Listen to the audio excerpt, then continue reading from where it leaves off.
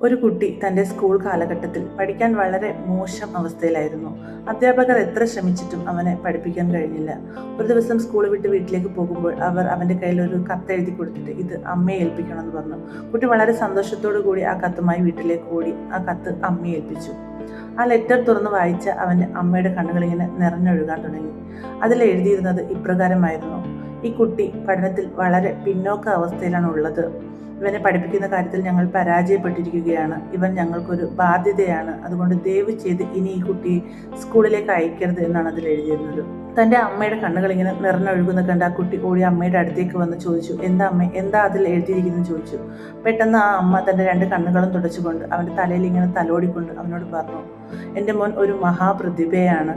സ്കൂളിൽ നിന്ന് പഠിക്കേണ്ടതെല്ലാം മോൻ പഠിച്ചു കഴിഞ്ഞു. അതുകൊണ്ട് ഇനി മോനെ സ്കൂളിലേക്ക് അയക്കേണ്ട, അമ്മ വീട്ടിലിരുത്തി പഠിപ്പിച്ചാൽ മതി എന്നാണ് ഇതിൽ എഴുതിയിരിക്കുന്നതെന്ന് പറഞ്ഞു. ഒന്നും മനസ്സിലാവാതെ അവൻ വീണ്ടും ഇങ്ങനെ അമ്മയുടെ മുഖത്തേക്ക് നോക്കി. അമ്മ വീണ്ടും അവനെ ഇങ്ങനെ ചേർത്ത് നിർത്തിക്കൊണ്ട് അവനോട് പറഞ്ഞു, അമ്മയ്ക്കറിയാം അമ്മയുടെ കുട്ടി അസാധാരണമായ കഴിവുള്ള ഒരു വ്യക്തിയാണ്. എനിക്ക് ഉറപ്പുണ്ട് ഈ ലോകത്തിന് വേണ്ടി ഒരുപാട് കാര്യങ്ങൾ ചെയ്യാൻ എൻ്റെ മോനെ കൊണ്ട് കഴിയുമെന്ന് പറഞ്ഞു. എന്താണെന്നറിയില്ല, അമ്മയുടെ വാക്കുകളിലെ ഈ കരുത്ത് അവനിൽ വലിയ സന്തോഷമുണ്ടാക്കി. അവൻ്റെ കണ്ണുകൾ ഇങ്ങനെ പ്രകാശിക്കാൻ തുടങ്ങി. പിന്നീട് ആ കുട്ടി സ്കൂളിലേക്ക് പോയില്ല. ആ അമ്മ അവനെ വീട്ടിലെത്തി പഠിപ്പിക്കാൻ തുടങ്ങി. അവൻ്റെ ഓരോ നേട്ടങ്ങളിലും ആ അമ്മ വളരെയധികം സന്തോഷിക്കുകയും അവനെ പ്രോത്സാഹിപ്പിക്കുകയും ചെയ്തുകൊണ്ടേയിരുന്നു. വർഷങ്ങളിങ്ങനെ പലത് കഴിഞ്ഞുപോയി. ആ കുട്ടി വളർന്നു ലോക പ്രശസ്തനായ ഒരു ശാസ്ത്രജ്ഞനായി മാറി.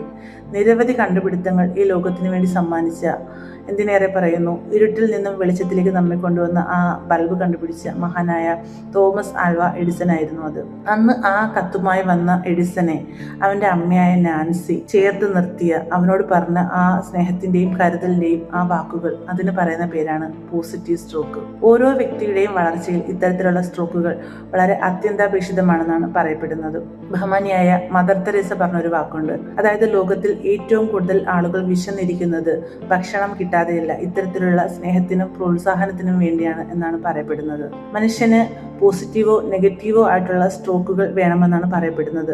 പ്രശസ്തനായ സൈക്കോളജിസ്റ്റ് എറിക് ബേണിന്റെ മറ്റൊരു വാചകത്തിൽ പറയുന്നത് ഇപ്രകാരമാണ്, അതായത് ഒരു ചുംബനമാണ് ആവശ്യം, അതില്ലെങ്കിൽ ഒരു തൊഴിയെങ്കിലും തരൂ എന്നാണ് പറയപ്പെടുന്നത്. പോസിറ്റീവ് സ്ട്രോക്കുകൾ കിട്ടിയില്ലെങ്കിൽ മനുഷ്യൻ നെഗറ്റീവ് സ്ട്രോക്കുകളിലേക്ക് അട്രാക്ട് ചെയ്യപ്പെടും, പ്രത്യേകിച്ചും കുട്ടികൾ. അതും നമുക്കറിയാം, പഠന പിന്നോക്കാവസ്ഥയിലുള്ള കുട്ടികളാണെങ്കിൽ അവരുടേതല്ലാത്ത കാരണങ്ങൾ കൊണ്ട് തന്നെ സമൂഹത്തിൽ സുഹൃത്തുക്കൾക്കിടയിലാണെങ്കിലും ബന്ധുക്കൾക്കിടയിലാണെങ്കിലും വളരെയധികം പിന്തള്ളൽ അനുഭവിക്കപ്പെടുന്നുണ്ട് അവർ.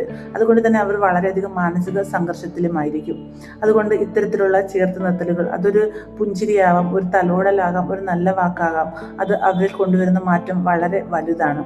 അതുകൊണ്ട് നമ്മൾ മാതാപിതാക്കളും അധ്യാപകരുമൊക്കെ ബോധപൂർവം ഈ കാര്യത്തിലൊന്ന് ശ്രദ്ധിക്കുകയാണെങ്കിൽ നമുക്ക് ഈ ലോകത്ത് ഇതുപോലുള്ള നിരവധി എഡിസൺമാരെയും ഐൻസ്റ്റീൻമാരെയൊക്കെ സംഭാവന ചെയ്യാനും കഴിയും.